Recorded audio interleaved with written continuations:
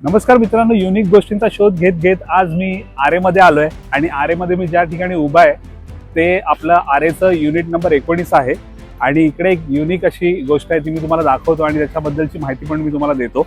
हे बघा, ह्या झाडाच्या इथे ही सुंदर अशी जी शिळा दिसते त्याच्यावरती गाईचं चिन्ह दिसतंय आणि एक वासरू आहे. सो ह्याबद्दलच मी तुम्हाला आज माहिती देणार आहे. तर ही जी धेनुगळ आपण पाहतात ही शिलाहाराजांच्या 11व्या शतकातली किंवा 12व्या शतकातली यादवकालीन नाही तर शिलाहारकालीन धेनुगळ असेल.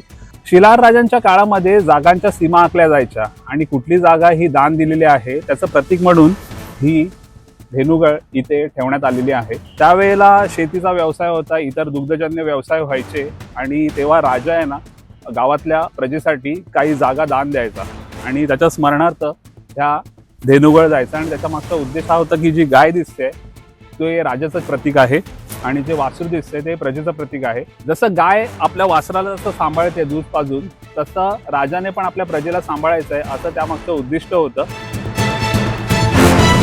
या अशा प्रकारच्या धेनुगळ आपल्याला अजूनही इकडे आरेमध्ये पाहायला मिळतात.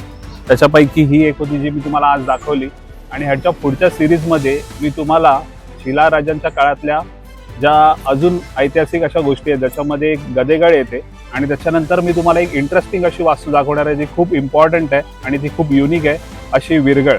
आणि अशाच नवीन नवीन माहितीसाठी माझ्या चॅनलला फॉलो करा आणि हा जर व्हिडिओ आवडला असेल तर नक्कीच आपल्या मित्रपरिवारामध्ये शेअर करा.